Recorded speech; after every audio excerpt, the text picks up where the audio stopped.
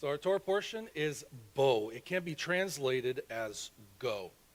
And our overview of this entire Torah portion it starts with the last 3 of the 10 judgments or plagues. Then within this Torah portion, we get a moon-based calendar, and Adonai commands the children of Israel to bring a Passover offering to him. They're supposed to sprinkle the blood of the lamb or a goat on the doorpost and lintels of their own house. And then Adonai instructs that they should circumcise their servant or outsider who wants to partake in this Passover. And then the consecration of all the firstborn is instituted. And then we get the observing of the Exodus story, which we say Passover. And then this Torah portion concludes with the command to wear tefillin. So the Torah portion, Bo, opens with the words that feel familiar and yet mark a turning point. We're going to go to Exodus chapter 10, starting in verse 1. It says, "Then Adonai said to Moses, go to Pharaoh, because I have hardened," this is the Hebrew word kaved, his heart, "and the heart of his servants, so that I might show these my signs in their midst. And so you may tell your son and your grandchildren what I have done in Egypt, as well as my signs that I did among them, so you may know that I am Adonai." At first glance, this sounds like last week's Torah portion. It is continuing where it left off. More plagues, more confrontation, more hard hearts, and more resistance. Yes, this is true, and also no. You see, Bo is not about Pharaoh anymore. It is concerning the you within these these 2 verses, which is Israel. Last week's Torah portion, Va'era, Adonai exposes Egyptian power. In Bo, this week's Torah portion, Adonai requires faithfulness. Egypt has already been judged. Its gods have been humiliated. What remains unresolved is not Pharaoh's heart, but Israel's readiness. Adonai wants the Israelites to know not only who he is and what he can do, but Adonai is now going to explain with the remaining judgments or plagues whom the Israelites belong to. This is important for the story of Exodus. Redemption does not begin when the enemy collapses. It begins when Adonai's people decide whom they belong to. Which brings us to the 9th plague, which is different from all the others. We're going to go to the same chapter, Exodus chapter 10, starting in verse 21. It says, "Then Adonai said to Moses, stretch out your hand toward heaven, and there will be darkness over the land of Egypt, a darkness that may be felt." And then going to verse 23, "They could not see one another, nor could anyone rise from his place for 3 days. Yet all the children of Israel had light within their dwellings." The Torah uses this phrase in Hebrew, "Vayamesh choshech," a darkness that could be felt and touched. The plague of darkness wasn't just a lack of photons. It was a narrowing of the soul, where the Egyptians could not even see one another.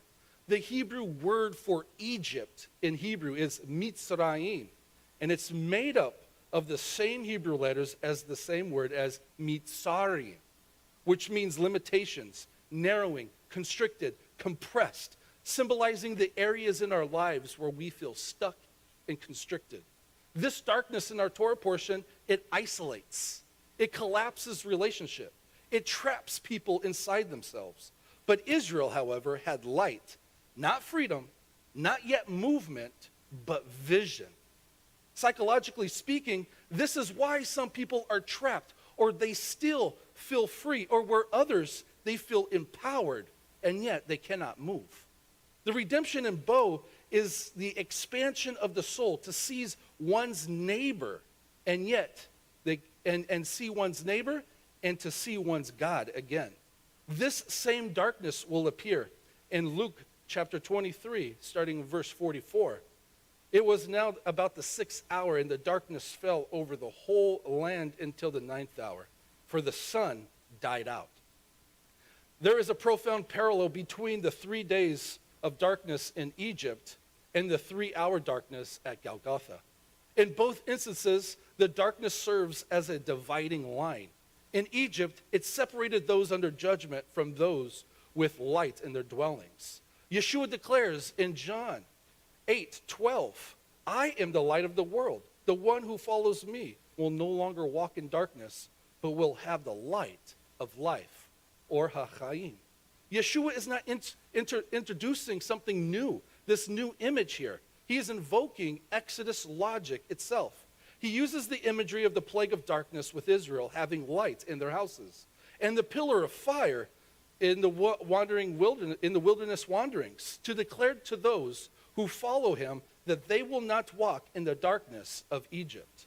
Going back to our Torah portion, after this plague of darkness, Pharaoh now negotiates. Exodus chapter 10, verse 24. So Pharaoh called Moses and said, go serve Adonai. Only let your flocks and your herds remain. Your little ones may also go with you. This is not mercy. This is strategy. Pharaoh is willing to release souls, but not economy, not future, and not inheritance. Pharaoh is a master of spiritual compartmentalization. He represents the prince of this world that whispers, you can be spiritual, just don't let it affect your business. You can worship Adonai on Shabbat, but leave your ambition and your livestock back in the world in Egypt.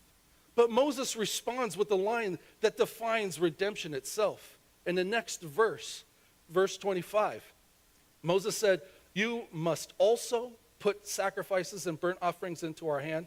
Then we will do it for Adonai our God. Going to verse 26, our cattle must also go with us. Not a hoof may be left behind.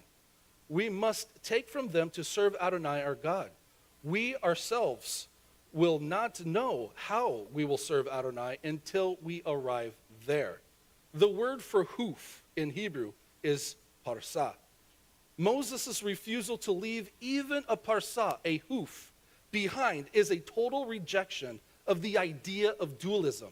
That is, our souls belong to Adonai, but our stuff belongs to the world. Because Pharaoh knows that if he held their property, he held their hearts. He knew that the person without their resources is a person who will eventually return to the place where those resources are kept. You see, we often want to give Adonai our prayers, our songs, our worships, and a little of our time during devotions, but we leave out our finances, our ambitions, our schedules, our habits, and sometimes, yes, our families, which are still stuck in Egypt. Pharaoh represents the prince of this world, always willing to negotiate partial obedience, terms and surrender. This concept goes to Yeshua's teaching in Matthew 6:21. For where your treasure is, there your heart will be also. Yeshua, like Moses, demands total betachon, total trust. Moses is teaching us something that we have not considered before. If the Lord isn't the Lord of all, then he isn't the Lord at all. This means that the hoof of our life are those muddy lower parts that we think that don't matter. To leave a livestock back in Egypt is to leave a bridge back to slavery. Pharaoh understands that where our wealth is, there will be your heart also. This is why Moses refused to let the Israelites to leave just a little bit of their property back in Egypt. Redemption is only complete when our economy of our time, our talents, our resources are aligned with Adonai. Not a hoof may be left behind is a phrase that underscores total consecration, meaning every asset belongs to the Lord. This is complete surrender to the rightful ruler. If we claim that he is Lord of all, then he must be the Lord of our livestock, our finances, our career, our ambitions, our hobbies, our talents. The hooves that are the things we think that are mundane or unspectacular parts of our lives. But sometimes these things are the very things that the Lord uses for his kingdom. Listen to Moses again in Exodus chapter 10, verse 26. He says, not a hoof may be left behind. We must take from them these hooves to serve Adonai, our God. We ourselves will not know how we will serve Adonai until we arrive there. Moses adds a fascinating reason for taking everything, for we do not know with what we must serve Adonai until we arrive at this place. This is emunah. This is faithful trust. We often want to decide beforehand which of our talents or our resources are useful for the kingdom. Moses argues that we cannot know how Adonai will use us until we are fully surrendered and until we have arrived at the place that the Lord has chosen for us. Every hoof we possess, every hobby, every dollar, every mundane skill is a tool for the kingdom. If you leave it in Egypt, you limit the ways God can manifest through you in the wilderness. Redemption in our Torah portion, Bo, is not a get out of jail free card. It is a transition of powers. It is a transition of kingdoms. In the Greek, in the Septuagint of the New Testament, the word for redemption means a releasing effected by payment of ransom. Redemption means we acknowledge that we don't own ourselves. We were bought with a price, and all areas of our lives are therefore kadosh, consecrated, set apart for the King of Kings' use. But in the Hebrew of Bo, it is about messianic homecoming, the ultimate picture of biblical redemption. It is not about flight from the world, but about return to the Father's house, the restoration of the kingdom of priests. And before the final plague happens, Adonai commands in Exodus 12, verse 3. He says, "Tell all the congregation of Israel that on the 10th day of this month, each man is to take a lamb for his family, one lamb for the household. Your lamb is to be without blemish. Israel is to slaughter it at midnight." So during all this chaos, he commands a Korban Pesach, a Passover lamb. In Exodus chapter 12, verse 3, the lamb was not a sin offering in the technical sense. It was a consecration offering. It was the price of admission into the covenant. Yeshua was the Passover who ensures that we are not just forgiven, but we are brought into the community. Exodus 12, going in verse 7. They are to take the blood and put it in the two doorposts, or the mezuzot, and on the crossbeam, mashkof, of the house where they will eat it. Going to verse 13. The blood will be a sign for you on the houses where you are. When I see the blood, I will pass over, or the Hebrew pasach, so there will be no plague among you to destroy you when I strike the land of Egypt. The blood is placed on the mezuzot, the mezuzah, the doorpost, and the lintels with hyssop. But this does not mean that Adonai needed the blood to know where you are, or to know where the Israelites were. The blood was for Israel. They needed the blood to choose. You see, Israel needs to visualize the transition from a slave's hut to a sanctuary. The blood on the doorpost wasn't just a sign, it was the architectural birth of a nation. Why is this important? Because the doorway is the boundary between inner life and outer authority, like the mouth of the home. That is, what goes in and out defines the sanctification of the house and family. Just as the Israelites had to physically apply the blood with hyssop, we must apply the work of Yeshua through active faith, through active emunah. Blood isn't effective if it stays in the bowl. It must be applied to the threshold of our lives. Same too, faith that remains in the bowl saves nobody. When the blood was applied to the house, Adonai didn't just skip the house, he stood guard over the door as a protective shield.